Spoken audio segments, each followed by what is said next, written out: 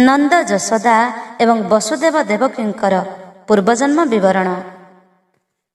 एथु अनंतरे पुण शुण नर साई, श्री भागवत पुराण कहिबा बुझाई। सेहि अष्ट पाट बंशी कृष्ण पाद तले, विनय भाव होइण पुछन्ति सकले। सावधान होई तुम्भे शुण भगवान, घोड़ाई रखिल गोप निय कथा मान। राधिकार जन्म तुम्भे कहिल बुझाई, तांकर विवाह कथा बोल भावग्राही। पाट बंशी मुखरु ए सनक शुणी, आनंदित होई हसिले चक्रपाणी। एक मन होई तुम्भे बस सर्वसही, जहा तुम्भे पचारिल कहिबा बुझाई। अति पवित्र कथाए अपूर्व आख्यान, कहिले प्रत्यय न करिब तुम्भ मन। न कहिले दुख तुम्भे करिब गोसही, गोपनीय कथाए न जानती केही। तुम्भ मानकर भक्ति प्रेम भाव भोले, सकल कथा कहिबा तुम्भर आगरे। देवकी आम्भंकु जेते बेले जन्म कला, वसुदेव आम्भंकु जे चोराइण नेला। नंद राजार छामुरे छाड़िला कनेई, कन्याए घेनि सेठारु बाहरी आसई। दईबे सेहि यशोदा दुहिता प्रसवी, अज्ञान होइण तही पड़िला कदेवी। पुत्रर पालटा कथा न जानई सेहि, तेणु करी अज्ञान रे पड़िला से सोई। केते बेल गत हन्ते पाइला से ज्ञान, चक्षु फेड़ी चाहिला से आंभर बदन। चाहिला मात्र के सेहु हेला भोलमती, कोटि लक्ष्मी जे सने की पाइला कसती। जन्म वार्ता पाइण इले सर्व गोई, नंदर गृहरे सर्वे मिलिले को जाई। देखिले नंद राजार पुत्र जनमिला, समस्त गोपपुर रे उत्सव होइला। आगहु जानी नथिले सर्व गोपालुणी, नंदर मंदिरे जात हेले जदुमणि। एक कुआर एक सर्वे न कही धाइले, पेला पेली होई नंद मंदिरे मिलिले। कोल करिण मोहर काटिले कलाही, सुबासित जल नेई मोते देले धोई। चंदन काष्ठे अंतुड़ी सेहु लगाइले, पलरी मालपा मोर अंगरे लेपिले। मुखरे लगाई दूध देले गोपालुणी, प्रेम भक्ति भावे मोते घेनिले से पुणी। आगहु से बलराम होइथिले जात, दुई पुत्र पाई नंद होइले उसत। बालकंकर आनंद कहु न सरई, मोते देखी बाकु पोए ओइले कधाई। मोहर मुख देखिण सबु गोप पोए, बोइले खेलिबा यांकु घेनि सर्वदाए। एमंत प्रकारे थोके दिन बही गला, दिनकु दिन शरीर वर्धित होइला। मासे पुरी जाइबेनी मास मोर हेला, एमंत चतुर्थ मास तही बही गला। एक बरस संपूर्ण हेला जेते बेले, चालिबा निमंते मुही गलई बाहारे। एथु अनंतरे पुणी शुण अन्य बाणी, एक मन होई शुण देवी गो रुक्मिणी। बेनी बरस अंतरे हेला जेउ कथा, वृषभानुर नंदिनी राधिका व्यवस्था। ତାହାଙ୍କର ସଖା ଯେ ଅଟନ୍ତି ଅଷ୍ଟକନ୍ୟା। ସମସ୍ତେ ହିଁ ବାଳିକା ସେ ଅଟନ୍ତି ଅଙ୍ଗନା। କୁଲା ଟୋକେଇ ଘେନିଣ ସେ ସକଳ ବାଳି। ରୁଣ୍ଡ ହୋଇ ଯମୁନାକୁ ଯାନ୍ତି ବାଲି ଖେଳି। ଏମନ୍ତ ପ୍ରକାରେ ତହିଁ ସେମାନେ ଖେଳନ୍ତି। ଖେଳୁ ଖେଳୁ ସମସ୍ତେ ହିଁ ହୁଳହୁଳି ଦିଅନ୍ତି। ଆମ୍ଭର ସଖା ଅଟନ୍ତି 8ଟି ବାଳକ। ପୂର୍ବ ଜନ୍ମରୁ ସେମାନେ ଅଟନ୍ତି ସେବକ। ସେମାନେ ଜନ୍ମ ଲଭିଲେ ରଙ୍ଗା ଅବତାରେ। ଆମ୍ଭର ସଖା ହେବାରୁ ଗୋପାଳ ରୂପରେ। ଦାମ ସୁଦାମ ଆବର ବସୁଦେବ ମୂଳେ। କିଙ୍କଣି ସୁବଳ ପୁଣି ବଳାସନ ତୁଲେ। ଏ ଆଦି 8ଟି ସଖା ଆମ୍ଭର ଅଟନ୍ତି। ଶୁଣ ତୁମ୍ଭେ ଏକ ମନ ଭୀଷ୍ମକ ଦୁହିତି। ଦଇବ ବସେ ରାଧିକା ସର୍ବସଖୀ ଘେନି। ଯମୁନା ନଦୀ କୂଳକୁ ଯାନ୍ତି ତରୁଣୀ। ଯମୁନାର କୂଳେ ଯାଇ ମିଳି ସର୍ବଗୋଇ। ବାଲୁକାର ଲିଙ୍ଗମାନ ତୋଳିଲେ କତହିଁ। ନାନାବିଧ ପରକାରେ ଘରମାନ କଲେ।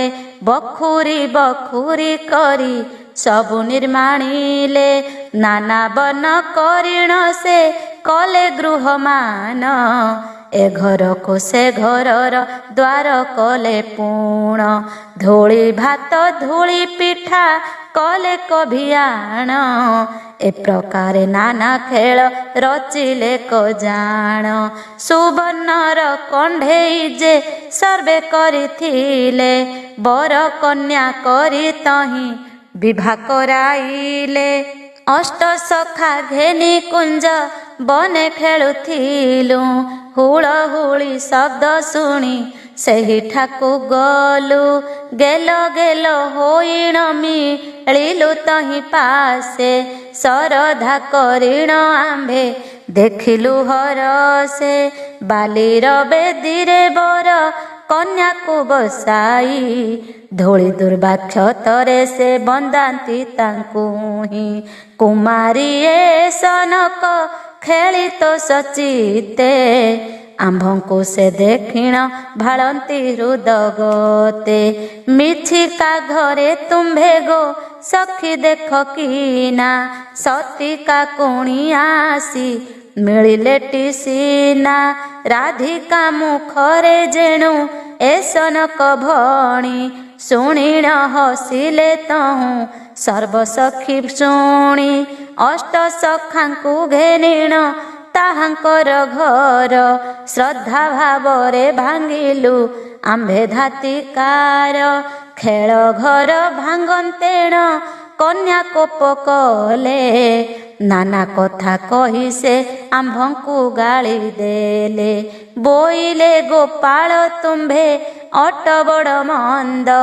ଅକାରଣେ ଆମ୍ଭ ସଙ୍ଗେ କରୁଅଛ ଦ୍ୱନ୍ଦ। ପୁଣି ରାଗରେ ସେମାନେ ଦୌଡ଼ି ଆସିଲେ। ଆମ୍ଭର କାଛା ପଣନ୍ତେ ଆମ୍ଭଙ୍କୁ ବାନ୍ଧିଲେ। ବୃଷଭାନୁ ନଗରକୁ ନେଉଥିଲେ ଧରି। ତାହାଙ୍କର ଆମ୍ଭର ଯେ ବହୁ ହେଲା କଳି। ରାଧିକା ବୋଲେ ଆମ୍ଭର ଘର ଦିଅ ତୋଳି। ନହିଲେ ଆଜି ତୁମ୍ଭଙ୍କୁ ନେବଇଁ ଯେ ଧରି। ପିତାଙ୍କ ଛାମୁରେ କହି ଦେବଇଁ ଗଞ୍ଜଣା। କିମ୍ପା ତୁମ୍ଭେ ଭାଙ୍ଗିଦେଲ ଆମ୍ଭର ଖେଳନା। ଏମନ୍ତ ଯମୁନା କୂଳେ ବହୁ କଳି ହେଲା।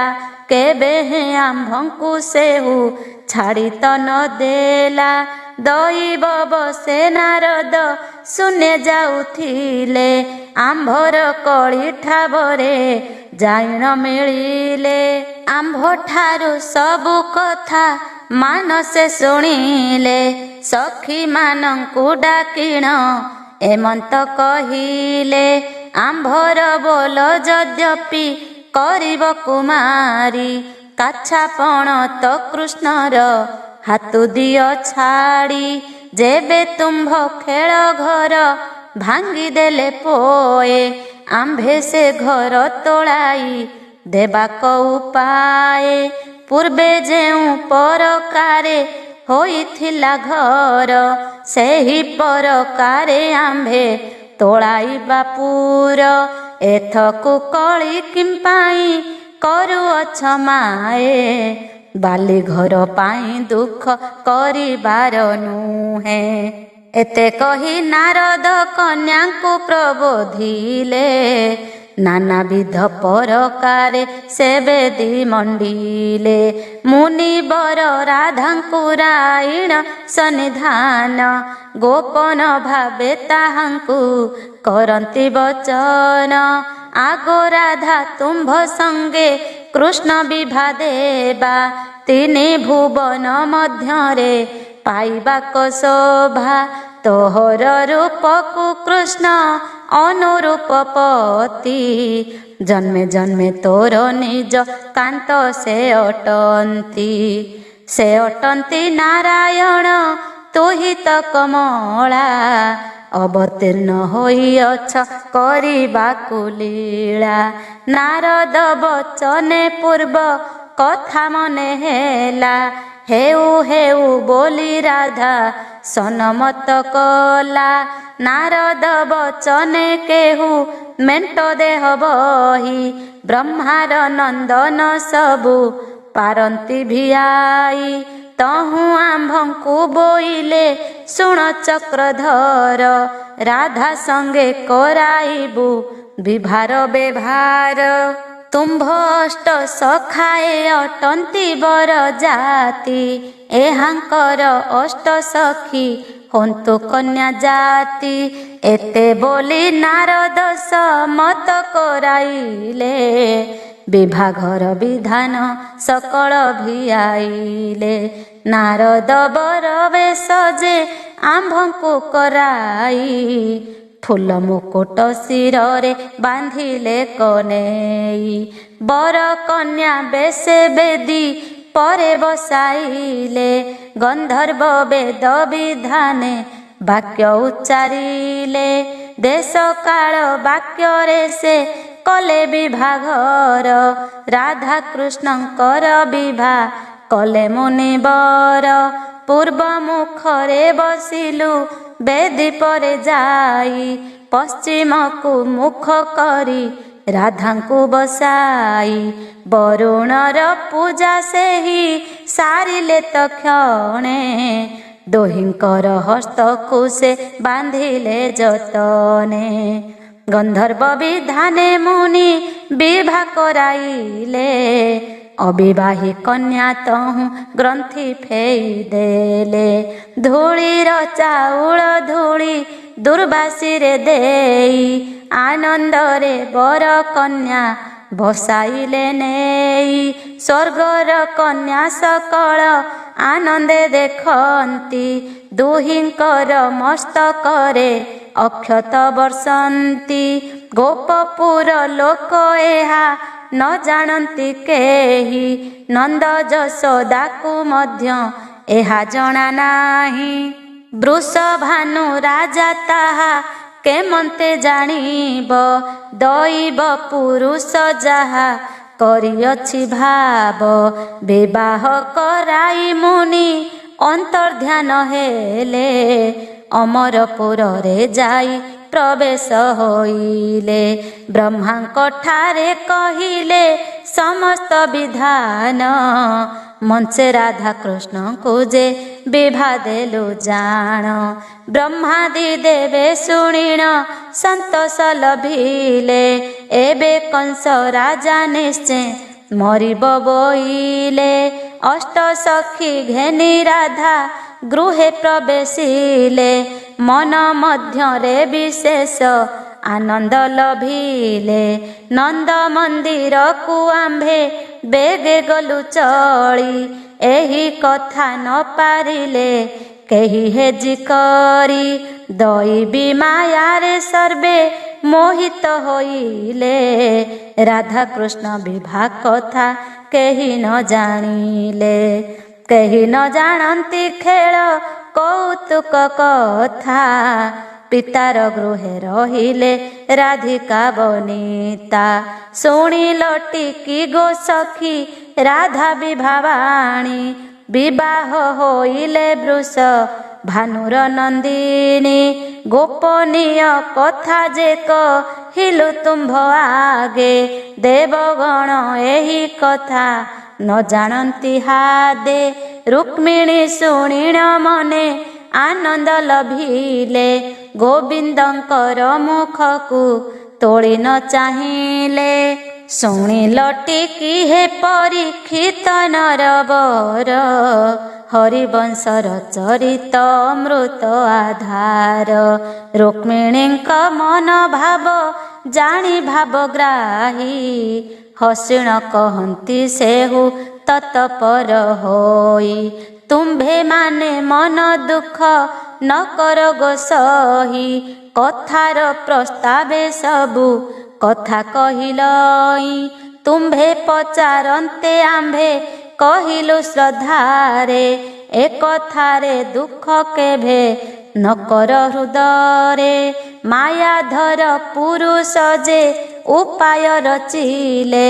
ବିଚିତ୍ର କଥା କହିଣ ତାହାଙ୍କୁ ମୋହିଲେ।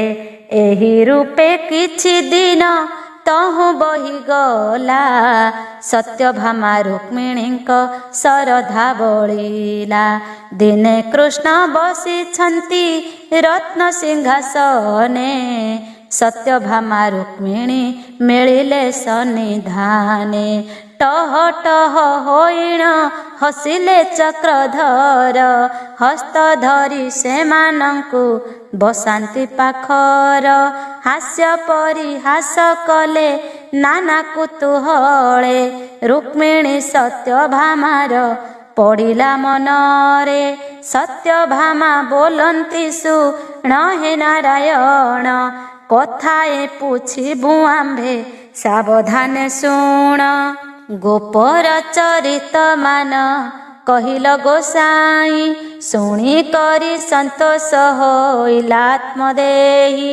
କଥାଏ ପଚାରିବାକୁ ଅଛଇ ମନର। ତାହା ଶୁଣିଲେ ସନ୍ଦେହ ଜୀବଟି ଆମ୍ଭର।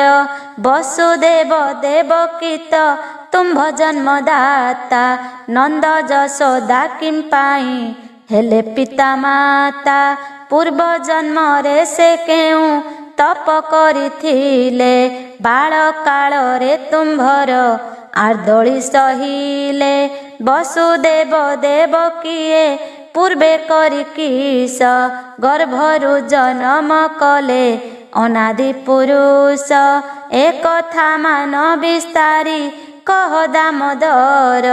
ଶୁଣିଲେ ସଂଶୟ ଗ୍ରନ୍ଥି ଫିଟିବ ଆମ୍ଭର। ବସୁଦେବ ଦେବକୀର ଚରିତ କହିବ। ସେ କଥା ଶୁଣିଲେ ମନେ ଆନନ୍ଦ ଜନ୍ମିବ। ସେହିଦିନ ଆମ୍ଭର ତ ମନେ ନ ପଡ଼ିଲା। ଏବେ ସେହି କଥା ସବୁ କହ ନନ୍ଦ ବଳା। ଏହା ଶୁଣି ନ ବୋଇଲେ ପ୍ରଭୁ ନାରାୟଣ। ଅତି ଗୁପ୍ତ ଏ କଥା ପଚାରିଲ ଜାଣ। ମୁନି ଋଷି ମାନେ ଏହା ନ ଜାଣନ୍ତି କେହି।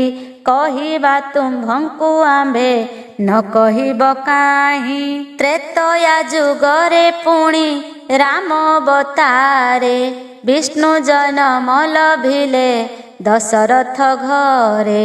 ଦଶରଥ ରାଜାଙ୍କର ହେଲେ ଚାରି ପୁତ୍ର। ଶ୍ରୀରାମଚନ୍ଦ୍ର ଲକ୍ଷ୍ମଣ ଶତ୍ରୁଘ୍ନ ଭରତ। ପିତା ବୋଲେ ରାମଚନ୍ଦ୍ର ବନବାସ ଗଲେ। ଗୋଦାବରୀ ତୀରେ ଗୃହ କରିଣ ରହିଲେ। ପଞ୍ଚବଟୀ ବନ ଅଟେ ଅଗମ୍ୟ ଅରଣ୍ୟ। ସେ ବନରେ ବାସ କରି ରହିଲେ ଶ୍ରୀରାମ। ରାବଣ ସେହି ବନରୁ ସୀତା ହରି ନେଲା। ଲଙ୍କା ଗଡ଼ରେ ଯାଇଣ ନିଶ୍ଚିନ୍ତେ ରହିଲା। ବିଚିତ୍ର ମାୟା ମୃଗେକ ଯେଣୁ ସେ ଦେଖିଲେ। ତାହାକୁ ମାରିବା ପାଇଁ ରାମଚନ୍ଦ୍ର ଗଲେ। କନକ ମୃଗ କୁମାରୀ ଆସି ରଘୁବୀର ତୋରି ତ ମିଳିଲେ ପର୍ଣ୍ଣ କୁଟୀର ଦୁଆର। ଦେଖିଲେ ପର୍ଣ୍ଣ କୁଟୀରେ ସୀତା ଦେବୀ ନାହିଁ ବହୁତ ବିକଳ ତହୁଁ ହେଲେ ରଘୁ ସାଇଁ।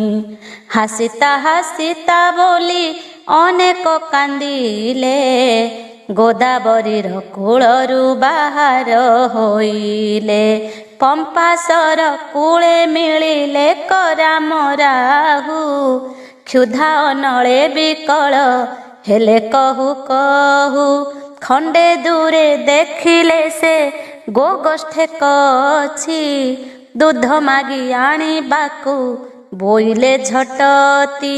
ତକ୍ଷଣେ ଲକ୍ଷ୍ମଣ ବୀର ବେଗେ ଚଳିଗଲା ଗଉଡ଼ ମାନଙ୍କୁ ଦୁଧ ମୁନ୍ଦାଏ ମାଗିଲା। ଲକ୍ଷ୍ମଣ ମାଗୁ ସେମାନେ କେବେ ହେନ ଦିଅନ୍ତି ଉନ ମତେ ଏଣେ ତେଣେ ଜାଇଣ ବୁଲନ୍ତି। ଲକ୍ଷ୍ମଣ ବୋଇଲେ ମୋତେ ନଦିଅ ମାଗଣା ମୁଦି ବନ୍ଧା ନେଇ ତୁମ୍ଭେ ଦୁଧ ଦିଅ କିନା। ଲକ୍ଷ୍ମଣ ବୋଲେ ସେମାନେ କେଭେ ନ ଶୁଣିଲେ ତାହାଙ୍କ ପଛେ ଲକ୍ଷ୍ମଣ ଗୋଡ଼ାଇ ମାଗିଲେ। ମୂର୍ଖ ଗୋପାଳ ମାନେ ତ କିଛି ନ ଜାଣନ୍ତି ବନରେ ଥାଇଣ ଭଲ ମନ୍ଦ ନ ଭାବନ୍ତି। ଏମନ୍ତ ଦେଖି ଲକ୍ଷ୍ମଣ କୁପିତ ହୋଇଲେ ଗାଈ ଦୁଧ ରକ୍ତ ହେଉ ଅଭିଶାପ ଦେଲେ। ଦୁହିଁଲାରୁ ଦୁଧ ସବୁ ହେଲା ରକ୍ତମୟ ଅଭିଶାପ ଦେଲେ ତାଙ୍କୁ ଦଶରଥ ପୁଅ। ସାପ ଦେଇ ସୌମିତ୍ରୀ ଆସନ୍ତେ ଲେଉଟି ଦେଖିଲେ ରକତ ହୋଇଅଛି କ୍ଷୀର ଫୁଟି। ଗାଈମାନଙ୍କର ଦୁଧ ଶୁଣି ତ ଦିଶିଲା ଦକ୍ଷିଣ ଗୋପାଳଙ୍କର ଜ୍ଞାନ ଧ୍ୱଂସ ହେଲା। ଧାଇଁ ଧାଇଁ ଶ୍ରୀରାମଙ୍କ ଛାମୁରେ ମିଳିଲେ ଶିରେ କର ଦେଇ ପାଦ ପଦ୍ମରେ ଶୋଇଲେ। ବୋଇଲେ ହୋ ଗୋସାଇଁ ଆମ୍ଭଙ୍କୁ ରକ୍ଷା କର ଅନାଥ ହୋଇଣ ଆମ୍ଭେ ମରିବୁ ଏଥର। ଅରଣ୍ୟର ଗଉଡ଼ ଆମ୍ଭର କିସ ବୁଦ୍ଧି ତୁମ୍ଭେ ମହାପ୍ରଭୁ ଅଟ କରୁଣା ବାରିଧି। ଅନେକ ବିକଳ ଯହୁଁ ହୋଇଲେ ଗୋପାଳେ ଦୟାନିଧି ଶ୍ରୀରାମ ତାହାଙ୍କୁ ଦୟା କଲେ। ଶ୍ରୀରାମ ବୋଇଲେ ଦୁଧ ହେବ ଶ୍ଵେତ ବନ ଦୁଧ ଦୁହିଁ ଗୋପାଳେ ହୋଇଲେ ହର୍ଷ ମନ। ଧାଇଁ ଆସିଣ ସେମାନେ ରାମଙ୍କୁ କହିଲେ ତୁମ୍ଭର ଆଜ୍ଞାରେ ଗାଈ ଭଲ ଦୁଧ ଦେଲେ। ବିନୟ ଭାବରେ ଆମ୍ଭେ କହୁଛୁ କଥାଏ କିଛି ଦୁଧ ତୁମ୍ଭଙ୍କୁ ଯେ ଦେବୁ ମହାରାଏ। ବେଗ ହୋଇ ଗାଈଙ୍କର ଦୁଧ ଘେନି ଗଲେ ଦୁଧ ଭାର ରାମଙ୍କର ଛାମୁରେ ଥୋଇଲେ।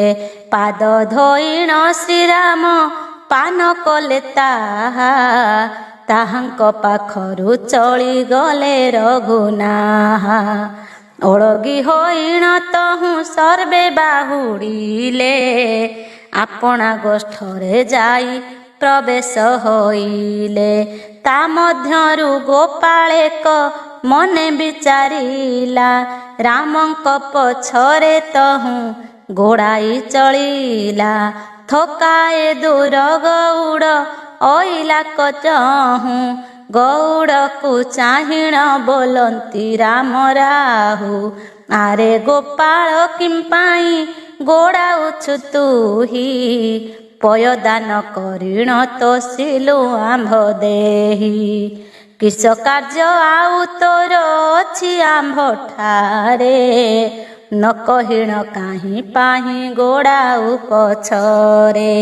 ସେ ବୋଇଲା କହିବାକୁ ଭୟ ଲାଗୁଅଛି ଏକା ହିଁ ଯିବାକୁ ମନ ନୁହଁଇ ମୁରୁଛି, ନ କହି ତ ଶ୍ରୀରାମଙ୍କ ଚରଣେ ନମିଲା। ଅପୁତ୍ରିକ ଦୋଷୁ ମୋର ପିଣ୍ଡ ଲୋପ ହେଲା, ତୁମ୍ଭ ବଚନେ ରୁଧିର ହେଲା ଗାଈ କ୍ଷୀର। ଏଣୁ ବିଚାରୁଛି ତୁମ୍ଭେ ପୁତ୍ର ଦେଇପାର, ଏହି ବର ମୋତେ ଦେବ ଆହେ ରଘୁରାଣ। ତେବେ କୃତାର୍ଥ ମୋହର ହେବ ପଞ୍ଚ ପ୍ରାଣ। ଗୋପାଳ ମୁଖରୁ ପ୍ରଭୁ ଏସନକ ଶୁଣି, ମୃଦୁ ମୃଦୁ ହସିଣ କହନ୍ତି ରଘୁମଣି। ଏ ଜନ୍ମରେ ପୁତ୍ର ପ୍ରାପ୍ତ ହେବୁ ନାହିଁ ତୁହି, ଦ୍ୱାପରେ ହୋଇବୁ ଆମ୍ଭେ ତୋହର ତନଇ। ଆମ୍ଭର ଏ ବଚନକୁ ଦୃଢ଼ ମଣିଥିବୁ, ଏହି ଦେହେ ଯାଇଣ ତୁ ବୈକୁଣ୍ଠେ ବସିବୁ। ଦ୍ୱାପର ଯୁଗରେ ନନ୍ଦ ଗୋପାଳ ତୁ ହୋଇ, ଗୋପନଗର ମଧ୍ୟରେ ଥିବୁ ଦେହ ବହି। ସବୁ ଗୋପାଳ ମାନଙ୍କ ପରେ ହେବୁ ରାଜା, ସର୍ବଗୋପାଳେ କରିବେ ତୋର ପାଦ ପୂଜା। କଂସ ପାଇଁ ମଥୁରାରେ ଆମ୍ଭେ ଜନ୍ମ ହେବୁ, ଅଷ୍ଟବରଷ ପର୍ଯ୍ୟନ୍ତ ଗୋପରେ ବଢ଼ିବୁ। ବସୁଦେବ ମୋତେ ନେଇ ତୋ ଘରେ ଥୋଇବ, ପ୍ରାଣ ତୁଲ୍ୟ କରି ତୁମ୍ଭେ ଆମ୍ଭଙ୍କୁ ପାଳିବ। ତେବେ ସିନା ତୁମ୍ଭ କ୍ଷୀର ରଣକୁ ସୁଜିବ, ନୋହିଲେ ତୁମ୍ଭର ଆମ୍ଭେ ଋଣୀ ହୋଇଥିବ। ଏତେକ କହିଣ ରାମ ତାକୁ ପ୍ରବୋଧିଲେ, ଆପେ ଧନୁଶର ଧରି ତହୁଁ ବାହୁଡ଼ିଲେ। ଗୋପାଳ ପ୍ରବେଶ ହେଲା ଆପଣା ଗୋଷ୍ଠର, ଏ ରୂପେ ନନ୍ଦର ଆମ୍ଭେ ହୋଇଛୁ କୁମର। ବସୁଦେବ କଥା ମୋତେ ପଚାରିଲ ତୁମ୍ଭେ, ଏକ ମନ ହୋଇ ଶୁଣ ବୁଝାଇବୁ ଆମ୍ଭେ। ପୂର୍ବେ କଶ୍ୟପ ଦିତି ହୋଇଥିଲେ ଜାତ, ରାମ ଅବତାରେ କୌଶଲ୍ୟା ଦଶରଥ। ସେହି ଏବେ ବସୁଦେବ ଦେବକୀ ବୋଲାନ୍ତି, ଜନ୍ମେ ଜନ୍ମେ ଆମ୍ଭ ପିତା ମାତା ସେ ଅଟନ୍ତି। ପୂର୍ବେ ଘୋର ତପ କରି ଆମ୍ଭଙ୍କୁ ସେ ଦୁହେଁ, ତୋଷିବାରୁ ପୁତ୍ର ରୂପେ ପାଇଲେ ଦେହେ। ଗୁପ୍ତ କଥା ମାନ ସଖୀ କହିଲୁ ତୋହର, ତୁମ୍ଭେ ମାନେ କିଛି କଥା ନ ଧର ମନର। ଏହା ଶୁଣିଣ ସେମାନେ ଚରଣେ ନମିଲେ, ଅନେକ କହିଣ ପାଦେ ବିନୟୀ ହୋଇଲେ। ଯେତେ ଅପରାଧ କଲୁ ତୁମ୍ଭେ କର କ୍ଷମା, ନିରନ୍ତର ଦାସୀ ଅଟୁ ଆମ୍ଭେ ମାନେ ସିନା। ଶ୍ରୀକୃଷ୍ଣ ବୋଇଲେ ତୁମ୍ଭେ ଶୁଣ ପ୍ରାଣ ସହି, ତୁମ୍ଭଠାରେ ଆମ୍ଭର ତ ମାୟା କିଛି ନାହିଁ। ଏତେ ବୋଲି ଦୁହିଁଙ୍କୁ ସେ କୋଳାଗ୍ରତ କଲେ, ଅନ୍ୟ ସ୍ତ୍ରୀଙ୍କୁ କୋମଳ ବଚନ କହିଲେ। ଶୁଣିଲ ଟିକି ହୋ ପରୀକ୍ଷିତ ନୃପରାଣ, ଏହା ଶୁଣିବାକୁ ତୁମ୍ଭେ ଅଟ ହୋ ଭାଜନ। ଭାଗବତ ପୁରାଣ ଏ ପୂତ ଗଙ୍ଗା ଜଳ, କର୍ଣ୍ଣରେ ଶୁଣିଲେ ଅଙ୍ଗ ହୋଇ ଶୀତଳ।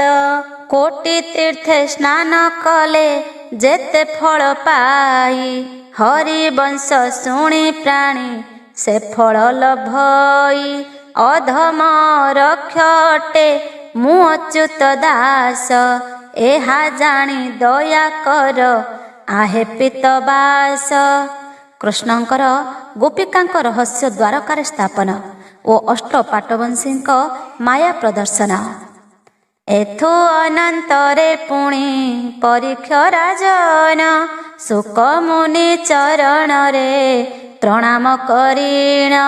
ବୋଇଲେ ସଂକ୍ଷେପି କହ ମୋତେ ମୁନିବର, तही परे किस कले प्रभु श्रीधर। राजांक विनय बाके होई अति भोल पोथी फेड़ी न कहिले व्यासंक दुलाल। एथु अंतरे रुक्मिणी आउ सत्यभामा गोविंद पादे न मिले होई हर्षमना। आबर कन्याए सर्व ओळगी होइले उठ उठ बोली कृष्ण हस्त ठारी देले। रुक्मिणी सत्यभामांकु हस्तरे तोळंती ताहांकु आश्वास करी पाखरे बसांती।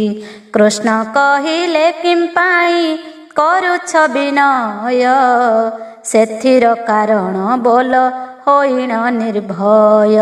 सत्यभामा रुक्मिणी जे बोलंती बचन कथाए कहिबु आम्भे शुण नारायण। 16 सहस्र गोपालुणी राधिका सहिते एहांक स्वरूप प्रभु कहिलटी जेते। थरे यद्यपि ताहांकु देखाइण देव तेबे आम्भ हृदयरु संदेह फिटिब।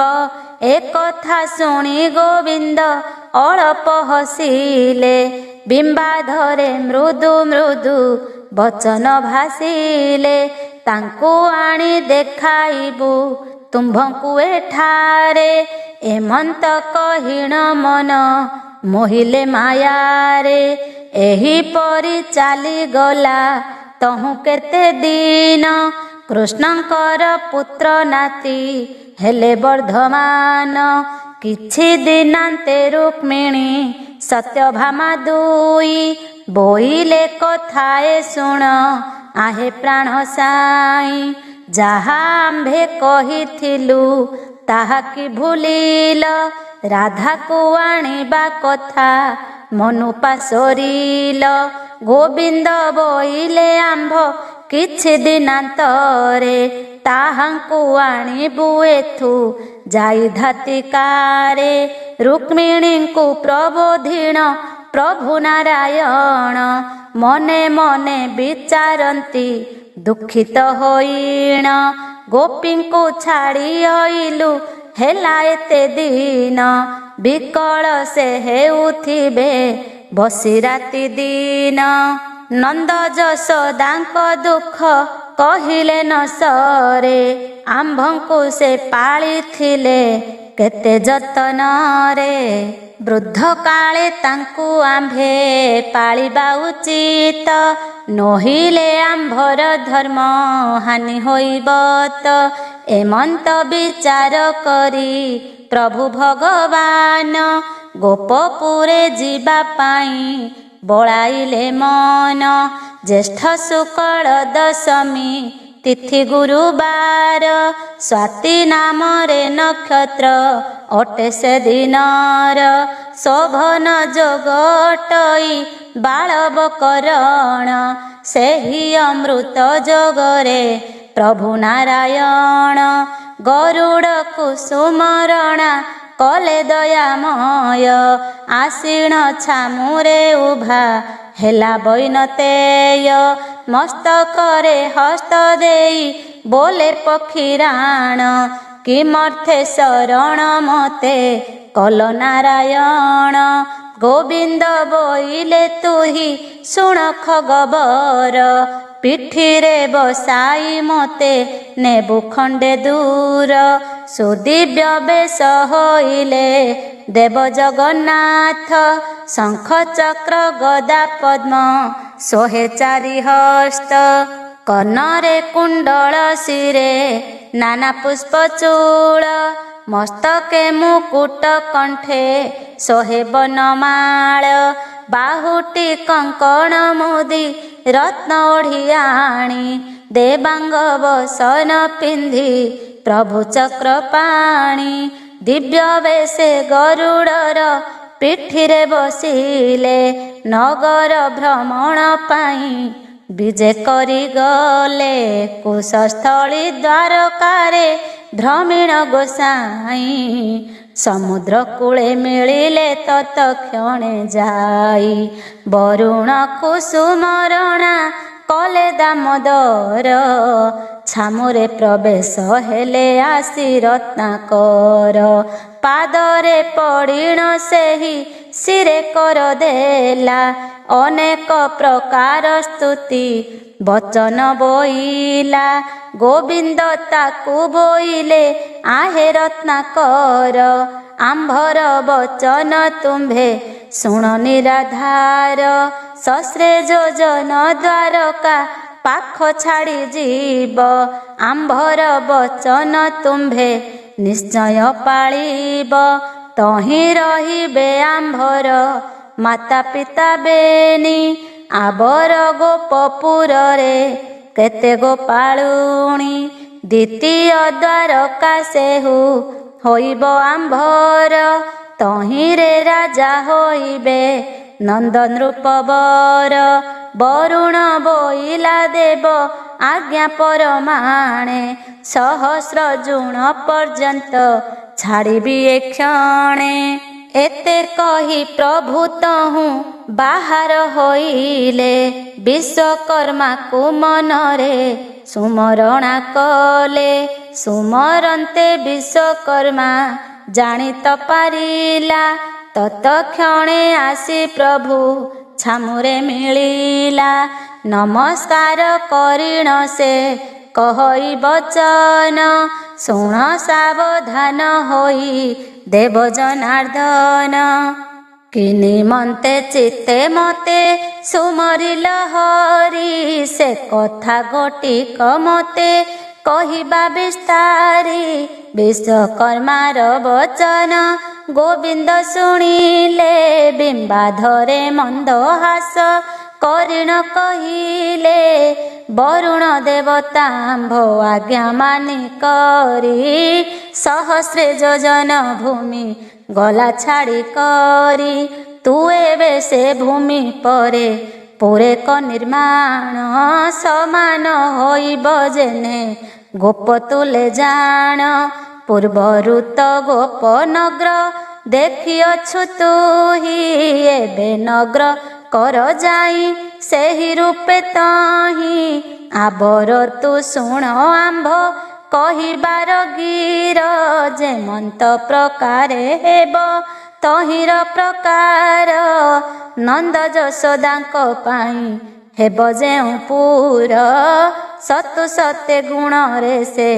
ଦିଶିବ ସୁନ୍ଦର 16,000 ଗୋପୀଙ୍କର ଗୋଟିଏ ଗୋଟିଏ ବିଚିତ୍ର ମନ୍ଦିର ଦିଶୁ ଥିବ ତେଜମୟ ସେମାନେ ଅଟନ୍ତି ଆମ୍ଭ ପ୍ରାଣର ସଙ୍ଗାତ ବାଳକାଳେ ଆମ୍ଭ ସଙ୍ଗେ ହୋଇଥିଲେ ମିତ ତାହାଙ୍କର ଗୁଣମାନ ମୁରୁଛି ନୁହଁଇ ସର୍ବଦା ଆମ୍ଭର ସେବା କରୁଥାନ୍ତି ସେହି ଏବେ ତାଙ୍କୁ ଆଣି ଆମ୍ଭେ ସନ୍ନିଧେ ରଖିବୁ ଦେହ ଛାଡ଼ି ଗଲା ବେଳେ ବୈକୁଣ୍ଠକୁ ନେବୁ ପ୍ରାଣାଧିକ କରି ମତେ ପାଳିଥିଲେ ନନ୍ଦ ନିରନ୍ତର ସୁମରନ୍ତି ଶ୍ରୀରାମ ଗୋବିନ୍ଦ ମୋହର ନାମ ଗୋଟିନ ପାଶରନ୍ତି ଦଣ୍ଡେ ଶ୍ରୀକୃଷ୍ଣ ଶ୍ରୀକୃଷ୍ଣ ବୋଲି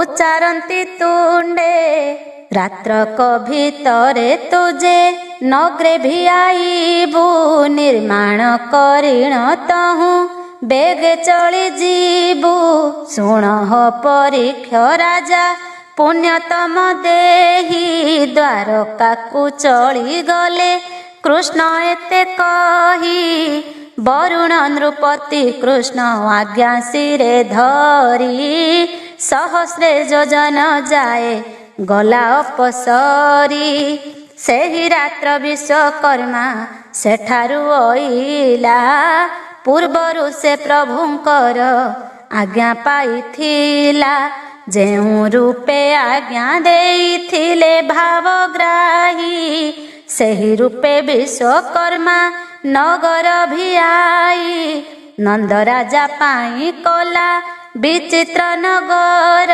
ନାନା ଚିତ୍ର ପରି ବନ୍ଦେ ଦିଶେ ମନୋହର।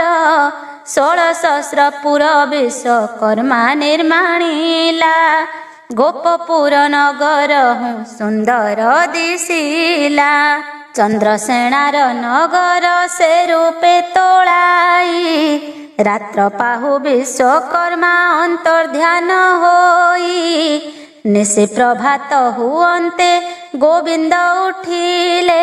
ନିତ୍ୟ ନୈମିତିକ କର୍ମ ସମସ୍ତ ସାରିଲେ। ବିଚିତ୍ର ବେଶ ଧାରଣ କରି ଚକ୍ରଧର। ଗରୁଡ଼ ପୃଷ୍ଠରେ ବସି ଚଳିଲେ ସତ୍ୱର। ନବଦ୍ୱାରକାପୁରରେ ମିଳିଲେ କଜାଇ। ବୁଲିଣ ସବୁ ଦେଖିଲେ କମଳାର ସାଇ। ପୁର ସକଳ ଦେଖିଣ ସନ୍ତୋଷ ଲଭିଲେ। କୃଷ୍ଣ ବିଶ୍ୱକର୍ମାକୁ ବହୁତ ପ୍ରଶଂସିଲେ। ରହସ୍ୟ ଦ୍ୱାରକା ବୋଲି ନାମ ଦେଇ ତାର। ପୁଣି ଆସି ନିଜ ପୁରେ ମିଳିଲେ ସତର। ବଳଦେବ ପ୍ରଭୁଙ୍କୁ ଏ କଥା ଜଣା ନାହିଁ। ଉଗ୍ରସେନ ନୃପବା ଜାଣିବ ତା କାହିଁ। ମାୟାଧର ପୁରୁଷ ଯା କରିଛି ଭିଆଣ। ଅନ୍ୟ କିଏ ଜାଣିବ ତା ମନୁଷ୍ୟ ହୋଇଣ। ଖଗେଶ୍ୱରଙ୍କୁ ମେଲାଣି ଦେଇ ହୃଷିକେଶ। ଅନ୍ତପୁର ମଧ୍ୟେ ଯାଇ ହୋଇଲେ ପ୍ରବେଶ। ରୁକ୍ମିଣୀ ସତ୍ୟଭାମା ଯେ ମିଳିଲେ ସନ୍ନିଧେ। ଭକ୍ତି ଭରେ ନମସ୍କାର କଲେ କୃଷ୍ଣ ପାଦେ। ଗଙ୍ଗା ଜଳରେ ତାଙ୍କର ପାଦ ଧୋଇ ଦେଲେ। ପାଦର ଉଦକ ନେଇ ଗର୍ଭକୁ ଖେପିଲେ। ଝିନ ବସନେ ତାଙ୍କର ପୋଛିଲେ ଚରଣ। ରତ୍ନ ଖଟେ ବିଜେ କଲେ ପ୍ରଭୁ ନାରାୟଣ। ଷଡ଼ରସର ମଣହି କଲେ କଶ୍ରୀହରି। ପାକ କରିଥିଲେ ଶକ୍ରାଜିତର କୁମାରୀ। ଭୋଜନ ସାରିଣ ପ୍ରଭୁ ଆଚମନ କଲେ। କର୍ପୂର ମାନ ରୁକ୍ମିଣୀ ଦେବୀ ନେଇ ଦେଲେ। ଭୁଞ୍ଜିଣ ସନ୍ତୋଷ ହେଲେ ପ୍ରଭୁ ଜନାର୍ଦ୍ଦନ। ରତନ ସିଂହାସନରେ ବସିଲେ ଆପଣ। ବେନି ପାର୍ଶ୍ୱେ ବସି ଖଟିଲେ କବେନି ନାରୀ। ସତ୍ୟଭାମା ଯେ ବିଞ୍ଚନ୍ତି ବିଞ୍ଚଣିକି ଧରି। ଶ୍ରୀକୃଷ୍ଣଙ୍କ ମନ ମଧ୍ୟେ ହର୍ଷ ଜନ୍ମାଇଲେ। ନାନା କଥା ମାନ କୃଷ୍ଣ ତାହାଙ୍କୁ କହିଲେ। ଏମନ୍ତ ସମୟେ ପୁଣି ରୁକ୍ମିଣୀ ବୋଇଲେ। କଥା ଏକ ମନେ ମୋର ପଡ଼ିଲା ଏକାଳେ। ସେହି କଥା ଗୁପ୍ତ କରି ରଖିଲ ଶ୍ରୀହରି। ସ୍ତ୍ରୀ ଜନ୍ମ ଯୋଗେ ଆମ୍ଭେ ପକାଉଁ ପାଶୋରି। ତୁମ୍ଭେ ଯେ ବୋଇଲ ରାଧିକାକୁ ହେଲ ବିଭା। ଚନ୍ଦ୍ରସେଣା ତାହାକୁ କେ ମନ୍ତେ ହେଲା ବିଭା। ସେହି କଥା ଆମ୍ଭ ମନେ ପଡ଼ିଲା ଗୋସାଇଁ। ପ୍ରସନ୍ନ ଚିତ୍ତେ ଆମ୍ଭଙ୍କୁ କହ ଭାବଗ୍ରାହୀ। ମନ ପ୍ରକୃତିରେ ହରି ସେ କଥା ବାଣ୍ଟିଲେ। ମନେ ମନେ ରୁକ୍ମିଣୀକି ବହୁ ପ୍ରଶଂସିଲେ। ସନ୍ତୋଷରେ ତାହାଙ୍କୁ ଯେ ଭଣି ନାରାୟଣ। ସାବଧାନେ ଶୁଣ ତୁମ୍ଭେ ଏଥିର ବିଧାନ। ବୃଷଭାନୁ ମନ୍ଦିରେ ରାଧିକା ଦେବୀ ଥିଲେ। କିଛି ଦିନ ଅନ୍ତେ ବାଳ ଭାବ ତ୍ୟାଗ କଲେ। ଯୌବନ କାଳ ପ୍ରବେଶ ହୋଇଲା କଜହୁଁ। ବର ପାଇଁ ବିଚାର କଲେ ନୃପରାହୁ। ଚତୁର୍ଦିଗେ ବର ଖୋଜି ନ ପାଇଲେ କାହିଁ। ଦୈବ ପୁରୁଷ ଯାହା ଅଛଇ ଘଟାଇ। ସେହି କଥା ମାନ କିଏ କରିବ ଅନ୍ୟଥା। ଗୋପରେ ଖୋଜିଲା ବୃଷ ଭାନୁ ମହାଜ୍ଞାତା। ଚନ୍ଦ୍ରସେଣାଙ୍କର ପିତା ଅଟଇ ସୁଷେଣ, ତାଙ୍କ ସହିତେ ସମ୍ବନ୍ଧ କଲାକ ଘଟନ। ବରପଣରେ ତାହାକୁ ବରି ମହାରାଏ, ଶୁଭ ଲଗ୍ନରେ ନେଣ ବିବାହ କରାଏ। ନାନାବିଧ ପରକାରେ ଯୌତୁକ ଦେଲା, ଦୁହିତା ଟିକି ତାହାର ହସ୍ତେ ସମର୍ପିଲା। ଦୈବ ଯୋଗେ ଚନ୍ଦ୍ରସେଣା ଅଟେ ନପୁଂସକ, ତହିଁକି ଦୈବ ଘଟଣା କରିଅଛି ଦେଖ। କନ୍ୟା ଘେନି ଚନ୍ଦ୍ରସେଣା ଗଲେ ନିଜ ଆଳ, ଏ ପ୍ରକାରେ ବହିଗଲା କେତେ ହେକ କାଳ। ନପୁଂସକ ଲକ୍ଷଣେ ସେ ନେଉଥାଇ ଦିନ, ରାଧା ଅଙ୍ଗ ଛୁଇଁବାକୁ ନୁହଁଇ ଭାଜନ। ଏମନ୍ତେ ଚନ୍ଦ୍ରସେଣାର ଅଟଇ ବନିତା, ମଉଳାଣୀ ଅଟେ ମୋର ବୃଷଭାନୁ ସୁତା। ଯାହା ପଚାରିଲ ଆମ୍ଭେ କହିଲୁ ଫିଟାଇ, ତେଣୁ କରି ପଞ୍ଚଭୂତ ମୋର ତୁମ୍ଭେ ସହି।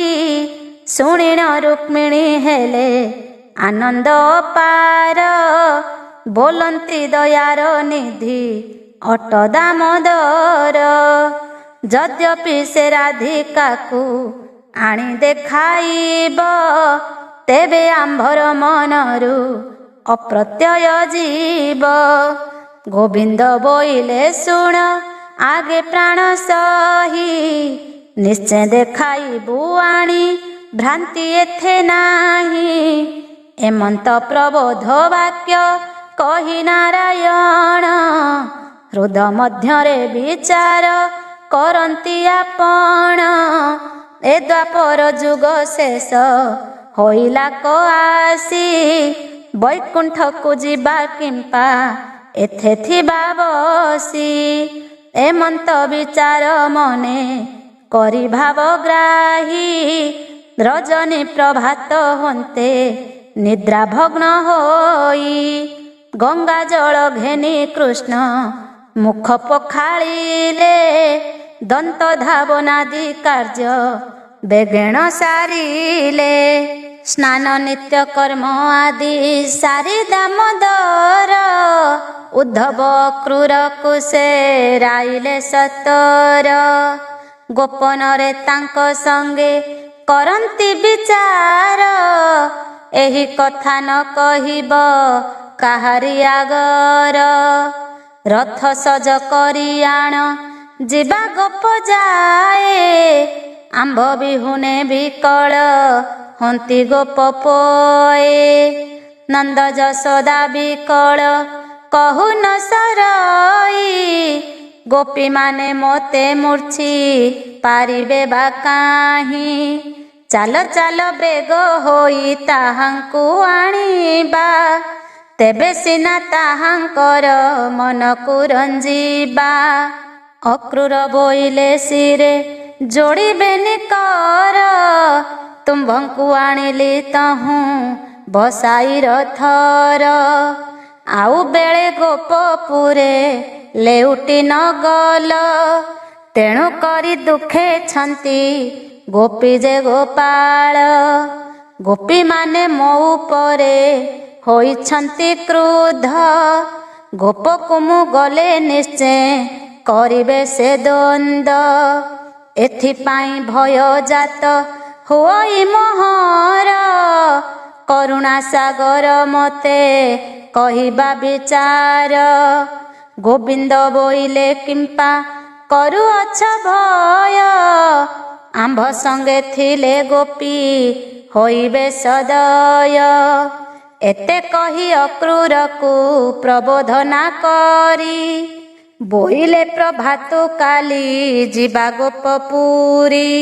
ଅକ୍ରୂର ଉଦ୍ଧବ ଶୁଣି ନିଜପୁରେ ଗଲେ, ଅନ୍ତପୁର ଭୁବନକୁ କୃଷ୍ଣ ବିଜେ କଲେ।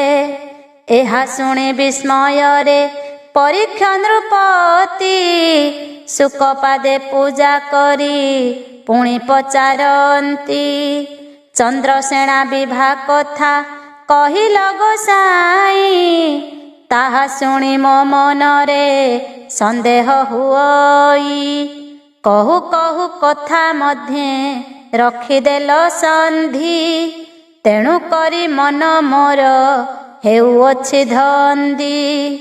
ତୁମେ ତ କହିଲ ରାଧା ଲକ୍ଷ୍ମୀ ଅଂଶେ ଜାତ, କେମନ୍ତେ ବିଭା ହୋଇଲା ଶୁଣେ ସରସୁତ। ଚନ୍ଦ୍ରସେଣା ପୂର୍ବରେ କି ତପ କରିଥିଲା, ସେ ଦେବୀ କମଳା ତାର ଭାରିଜା ହୋଇଲା। ଏହା ଅସମ୍ଭବ ମୋତେ ଲାଗିଲା ଗୋସାଇଁ, ଏଣୁ କରି ମୁଁ ତୁମ୍ଭର ଚରଣେ ପୁଛଇ, ତୁମ୍ଭେ ସର୍ବଜ୍ଞ ପୁରୁଷ ଅଟ ମୁନିବର। ଚନ୍ଦ୍ରସେଣା ପୂର୍ବ ବାର୍ତ୍ତା କହ ମୋ ଆଗର, ପରୀକ୍ଷା ରାଜା ମୁଖରୁ ଏ ସନକ ଶୁଣି, ଟହ ଟହ ହୋଇ ହସିଲେ ସେ ମୁନିମଣି। ବୋଇଲେ ରାଜା ତୁ ଅଟୁ ବଡ଼ ଭାଗ୍ୟବାନ, ତେଣୁ କରି ପଚାରିଲୁ ଏହି କଥା ମାନ। ଏକ ମନ ହୋଇ ଶୁଣ ଆହେ ନୃପବର, ଚନ୍ଦ୍ରସେଣା ପୂର୍ବ ଜନ୍ମ କଥାର ଉତ୍ତର। କରପତ୍ର ଯୋଡ଼ି ରାଜା ବସିଲା ଛାମୁରେ, ବାରମ୍ବାର ନମଇ ସେ ମୁନିଙ୍କ ପୟରେ। ପୁରାଣ ପୁସ୍ତକ ତହୁଁ ଫେଡ଼ି ମୁନିବର, ଧୀରେ ଧୀରେ କହନ୍ତି ସେ ରାଜାଙ୍କ ଆଗର। ପବିତ୍ର ପୁରାଣ ଏହୁ କୃଷ୍ଣ ଲୀଳା ରସ, ସାବଧାନ ହୋଇ ଶୁଣ ଅଭିମନ୍ୟୁ ଶିଷ୍ୟ। ତ୍ରେତା ଯୁଗ ଭୋଗ କାଳେ ରାମ ଅବତାରେ, ବର ରୂପେ ବିଷ୍ଣୁ ଜନମିଲେ ମଞ୍ଚପୁରେ। ମାୟାରେ ମନୁଷ୍ୟ ରୂପ ଧରି ଦୈତ୍ୟାରି, ଦଶରଥ ରାଜାଙ୍କର ଘରେ ଅବତରି। ପିତାଙ୍କର ବଚନେ ସେ ବନବାସ କଲେ, ଦଣ୍ଡକାରଣ୍ୟରେ ଯାଇ ମଢ଼ିଆ ବାନ୍ଧିଲେ। ଥକା ଏକ ଦିନ ତହିଁ ବାସ କରି ରହି, ଉଦର ପୋଷିଲେ କନ୍ଦମୂଳ ଫଳ ଖାଇ। ଜାନକୀ ଲକ୍ଷ୍ମଣକୁ ସେ ସଙ୍ଗରେ ଘେନିଣ, ଅତି ଦୁଃଖେ ବଞ୍ଚି କଲେ ସମୟ ଯାପନ। କିଛି ଦିନ ସୁପର୍ଣ୍ଣଖା ନାମରେ ରାକ୍ଷସୀ, ଗୋଦାବରୀ ଜଳେ ସ୍ନାନ କରୁଥିଲା ଆସି। ମନୁଷ୍ୟ ପାଦର ତହିଁ ସଂକେତ ଦେଖିଲା, ପଥ ହେଜି ରାମଙ୍କର ଆଶ୍ରମେ ମିଳିଲା। ରାବଣର ଭଗ୍ନୀ ସେହି ଅଟେ ସୁପର୍ଣ୍ଣଖା, ଦେବଯକ୍ଷ ଗନ୍ଧର୍ବକୁ ନ କରଇ ଶଙ୍କା। ଶ୍ରୀରାମଙ୍କ ମୁଖ ଦେଖି କାମେ ହେଲା ମୋହି, ଲକ୍ଷ୍ମଣ ଛେଦିଲେ ତାର ନାସା କର୍ଣ୍ଣ ଦୁଇ। ତେଣୁ ଘୋର ଧ୍ୱନି କରି ଭୟେ ପଳାଇଲା, ରାବଣ ଆଗରେ ମିଳି ସମସ୍ତ କହିଲା। ସୀତା ରୂପ ଗୁଣ ଶୁଣି ଦୁଷ୍ଟ ଦଶାନନ, ଲଙ୍କାରୁ ଅଇଲା ଚଢ଼ି ପୁଷ୍ପକ ବିମାନ। ଆସୁ ଆସୁ ମାରିଚକୁ ବାଟରେ ଭେଟିଲା, ମାୟାର ସୁବର୍ଣ୍ଣ ମୃଗ କରି ତାକୁ ନେଲା। ସେହି ମାୟା ମୃଗ ଗୋଟି ସୀତା ଦୃଷ୍ଟି ପଥେ, ଛାଡ଼ି ଦେଇ ଦଶାସନ ଲୁଚିଲା ବନସ୍ତେ। ଅପୂର୍ବ କୁରଙ୍ଗ ଯହୁଁ ଜାନକୀ ଦେଖିଲେ, ଧରି ଆଣି ଦିଅ ବୋଲି ରାମଙ୍କୁ ମାଗିଲେ। ସୀତା ବାକ୍ୟବେନି ଭାଇ ଗଲେ ମୃଗ ମାରି, କପଟ ବେଶେ ରାବଣ ସୀତା ନେଲା ହରି। ମୃଗ ମାରି ବାହୁଡ଼ନ୍ତେ ଶ୍ରୀରାମ ଲକ୍ଷ୍ମଣ। ସୀତାଙ୍କୁ ନ ଦେଖି ଶୋକ କଲେ ରଘୁରାଣ। ବନ ଯାକ ଖୋଜି ଖୋଜି ଦୁଇ ଭାଇ ଗଲେ। ଋଷମୁଖ ପର୍ବତରେ ହନୁକୁ ଦେଖିଲେ। ସୁଗ୍ରୀବ ସଙ୍ଗେ ମିତ୍ରତା କଲେ ରଘୁରାଣ। ବାଣ ମାରି ବାଳିବିରେ କଲେ କନିଧନ। ସୁଗ୍ରୀବକୁ କିଷ୍କିନ୍ଧ୍ୟାରେ ନୃପତି କରାଇ। ଚତୁର୍ମାସ୍ୟା କଟାଇଲେ ମାଲ୍ୟବନ୍ତେ ରହି। ସୁଗ୍ରୀବ ସୈନ୍ୟ ଘେନି ରାମଙ୍କୁ ଭେଟିଲେ। ସୀତା ପାଇଁ ଚାରିଦିଗେ ଦୂତ ବରଗିଲେ। ଖୋଜିବାର ନିମନ୍ତେ ସେ ତାଙ୍କୁ ଆଜ୍ଞା ଦେଲେ। ତିନି ଦିଗୁ ଦୂତମାନେ ବାହୁଡ଼ି ଅଇଲେ। ଦକ୍ଷିଣ ଦିଗକୁ ଯାଇଥିଲା ହନୁମାନ। ଅବହେଳେ କରିଣ ସେ ସମୁଦ୍ର ଲଙ୍ଘନ। ଦୁର୍ଜୟ ଲଙ୍କା ଗଡ଼ରେ ନିର୍ଭୟ ବୁଲିଲା। ଅଶୋକ ବନରେ ପଶି ସୀତା ଠାବ କଲା। ସୀତା ରୂପ ଦେଖି ମନେ ବିଚାରଇ ହନୁ। କିପରି ତେଜିଲେ ୟାଙ୍କୁ ଦଶରଥ ଶୁନୁ। ଏ ଯାହାଙ୍କୁ ଭାର୍ଯ୍ୟା ହୋଇ ଦେବ ଅନ୍ନ ଜଳ। ସଂସାର ମଧ୍ୟେ ତା ଜନ୍ମ ହୋଇବ ସଫଳ। ଏମନ୍ତ ବିଚାର ଯହୁଁ ହନୁମନେ କଲା। ଅନ୍ତର୍ଯ୍ୟାମୀ ରାମଙ୍କୁ ତା ଗୋଚର ହୋଇଲା। ସମୁଦ୍ରରେ ସେତୁ ବନ୍ଧ ବାନ୍ଧି ରଘୁସାଇ। ସବଂଶରେ ରାବଣକୁ ବଧ କଲେ ଯାଇ। ରାବଣର ସାନ ଭାଇ ନାମ ବିଭୀଷଣ। ସେ ଆସି ରାମଙ୍କ ପାଦେ ପଶିଲା ଶରଣ। ତେଣୁ ଲାଙ୍କୁ ଲଙ୍କା ଗଡ଼େ ରାଜା କରାଇଲେ। ସୀତାଙ୍କୁ ଘେନିଣ ରାମ ଅଯୋଧ୍ୟାକୁ ଗଲେ। ଅଯୋଧ୍ୟା ରାଜ୍ୟରେ ସେହି ଦଶରଥ ପୁତ୍ର। ଅଭିଷିକ୍ତ ହୋଇ ଶିରେ ଟେକାଇଲେ ଛତ୍ର। ଅଭିଷିକ୍ତ ଅନ୍ତେ କପି ବୀରଙ୍କୁ ଡକାଇ। ଗୌରବ କଲେ ଶାଢ଼ୀ ସୁନା ବଳା ଦେଇ। ଗୋପନେ ହନୁମନ୍ତକୁ ହକାରିଲେ ପାଶ। ଗୁପତ ଭାବେ କହନ୍ତି କରିଣ ବିଶ୍ୱାସ। ଶ୍ରୀରାମ ବୋଲନ୍ତି ଶୁଣ ଆହେ ମହାବୀର। ଅଶୋକ ବନକୁ ଯାଇ କଲୁ ଯା ବିଚାର। ସେହି ଅଶୋକ ବନରେ ସୀତା ରୂପ ଦେଖି। ଯାହା ବିଚାରିଲୁ ଶୁଣ ପବନର ବଛି। ବୋଇଲୁ ଏ ସ୍ତ୍ରୀ ଅନ୍ନ ଜଳ ଯାକୁ ଦେବ। ପୃଥିରେ ତାର ଜୀବନ ସାର୍ଥକ ହୋଇବ। ଧନ୍ୟ ଧନ୍ୟ ରାମଚନ୍ଦ୍ର ମହିମା ତୋହର। ଏକଥା ମନ ମଧ୍ୟରେ କଲୁ ତୁ ବିଚାର। ତାହା ଶୁଣି ହନୁମନ୍ତ ଚକିତ ହୋଇଲା। ହୃଦ ପଦ୍ମର ମଧ୍ୟରେ ମହାଭୟ କଲା। ଅନ୍ତର୍ଯ୍ୟାମୀ ନାଥ ଏହୁ ରଘୁକୁଳ ରାଣ। ଏତେ ବଡ଼ ପ୍ରଭୁ ଠାରେ କଲି ଦ୍ରୋହ ପଣ। ଏତେ ବୋଲି ହନୁମାନ ଚରଣେ ନମଇ। ଉଠ ଉଠ ହନୁ ବୋଲି ରାମ ଆଜ୍ଞା ଦେଇ। କରପତ୍ର ଯୋଡ଼ି ଉଭା ଅଛି ହନୁ ବୀର। ରାମ ବୋଇଲେ କୌଶଳ କହ ମୋ ଆଗର। ଆମ୍ଭର କଲ୍ୟାଣ ବାକ୍ୟ ତୋତେ ପ୍ରାପ୍ତ ହେଉ। ଆମ୍ଭର ବଚନେ ତୋର କାର୍ଯ୍ୟ ସିଦ୍ଧ ହେଉ। ଏ ଜନ୍ମରେ ଯେ ବିଚାର କଲୁ ତମ ନେଣ। ଦ୍ୱାପର ଯୁଗରେ ତାହା ପ୍ରାପ୍ତ ହେବୁ ପୁଣ।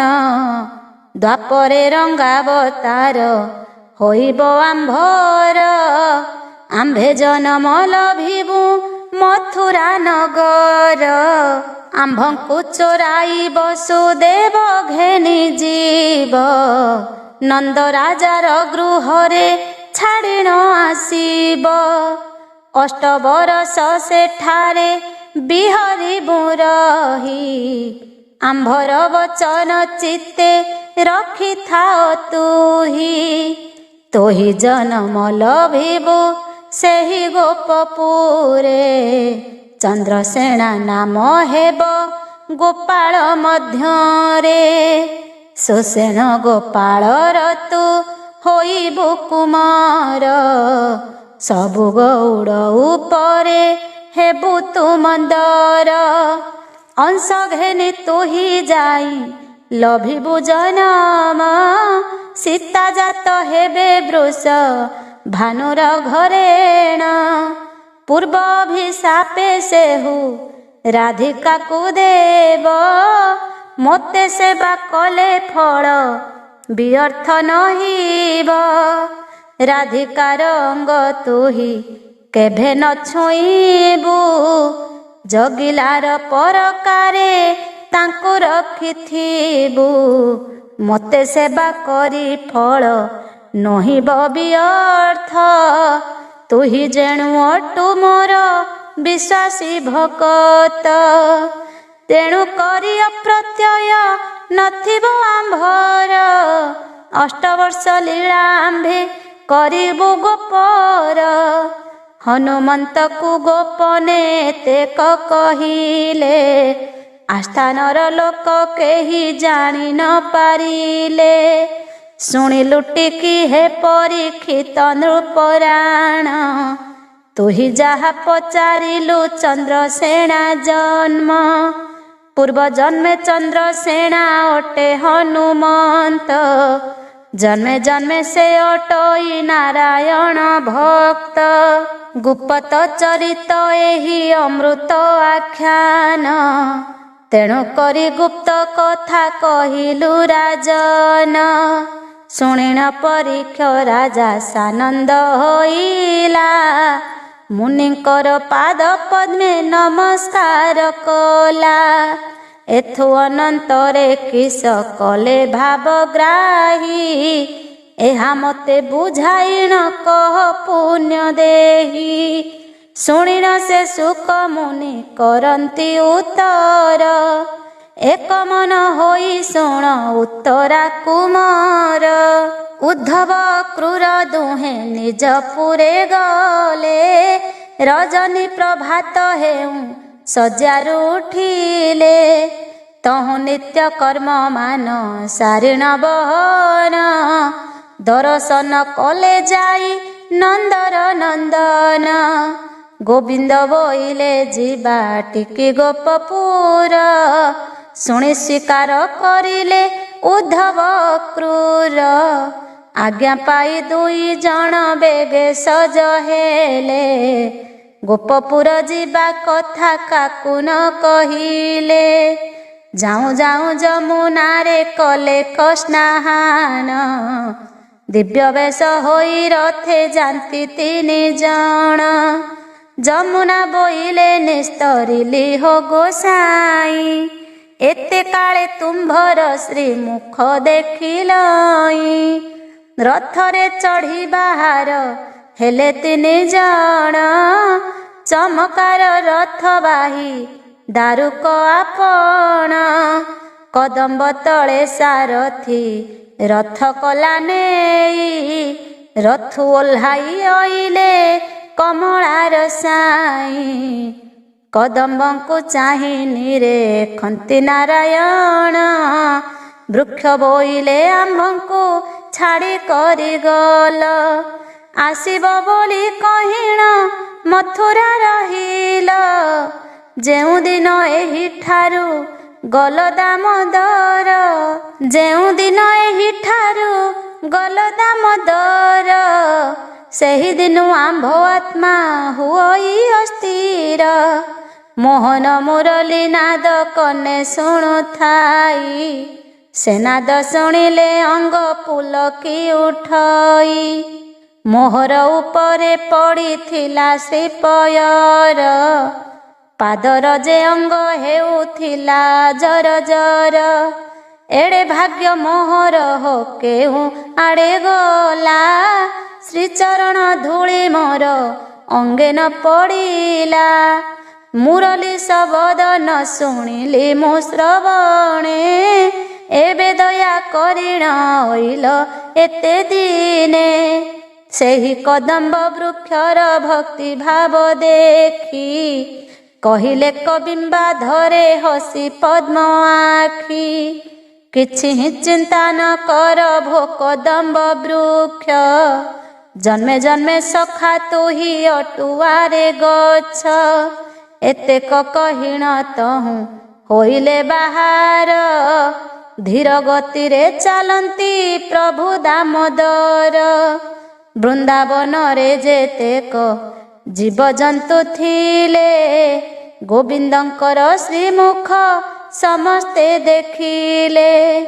କୁଞ୍ଜବନ ମଧ୍ୟେ ପଶିଲେ କଦେବ ଯାଇ, ଦେଖନ୍ତି ସଂକେତ ସ୍ଥାନ ମାନତୋଷ ହୋଇ। ନିସ୍ତରିଲୁ ବୋଲିଣ କରନ୍ତି ହରିଧ୍ୱନି, ଶ୍ରୀମୁଖ ଦେଖି ପୁଲକ ହୁଅନ୍ତି ପୁଣି ପୁଣି।